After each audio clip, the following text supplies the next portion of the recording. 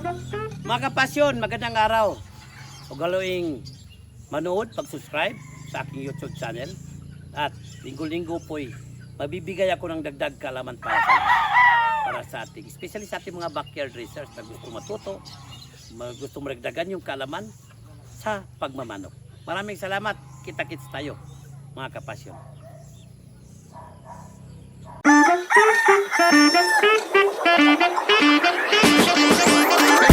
Magandang araw mga kapasyon. Ito na naman, bagong Inilog Farm Management para dagdag kalaman sa ating mga backyard at saka mga medium scale breeders, including mga naglalakihang farm sa buong Pilipinas. Ngayon, dahil alam natin tagulan, ibang areas bumabaha.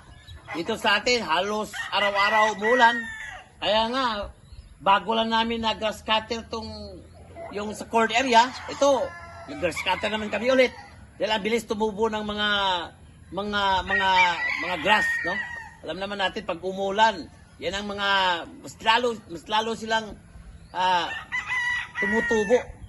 Kaya laging puputulan natin dahil minsan matatago yung mga manok. At sa panahon ng mga tagulan naman, mga kapasyon, kailangan natin ng init na katawan ng ating mga naka-cord, yung mga pullets natin na nasa range area o kaya nasa mga 4x4 na yung mga bagong huli natin. Of course, yung mga sisiw natin na nasa range area, especially yung tinatawag nating mga late born na ngayon nakagala pa. Ngayon, nandito tayo para paano mag-mix sa ating red cell advance. Ito, bagong red cell advance, dinagdagan yung lysine, methionine at saka arginine, yung mga tatlong basic at pinakakailangan na essential amino acid sa ating mga manok. Napakaganda ng bagong red cell advance natin. Paano tayo mag-mix? Ito'y isang galon, pero hindi pwedeng buong galon ibibigay natin. Isang kutsara lang, matipid talaga ang pagbigay natin ng red cell. Isang kutsara lang sa isang galong tubig. Kuha tayo dito. Siguruhin natin na hindi matatapon dahil mahal-mahal ang red cell. Yan, parang kaliwiti. Yan. I-mix nyo. Isang kutsara sa isang galong tubig. Medyo di aabot ang ilalim dahil maiksi lang yung kamay ko, mga kapasyon. Anyway, pagtsigaan lang. Ayan. Namimix na. Ay iba hindi pa gaano. At ito'y pwede ibigay sa lahat ng mga nasa cord area, nasa range area, pati yung mga bagong huling mga pullets.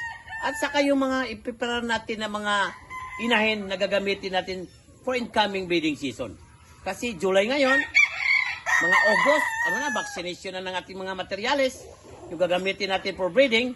Kaya ngayon, pwede na silang bigyan natin ng mga vitamins, especially Red Cell Advance, no? Ito, pwede ito ibigay sa mga sisiw. At saka yung mga nakagalang mga pullets saka bird hens natin. Saka pwede rin tayo magbigay sa ating mga naka-cord, no? Kuha ka lang dito sa mga na-mix na at ibigay nyo dito sa mga naka-cord. No, walang, ayan. Ayan, kita nyo, umiinom. Gusto nila yung ating Red Cell Advance, mga kapasyon. Isa na namang segment ng ating IFM, Inilog Farm Management. Sa susunod, may iba na naman tayo pag-uusapan. Maraming salamat, mga kapasyon.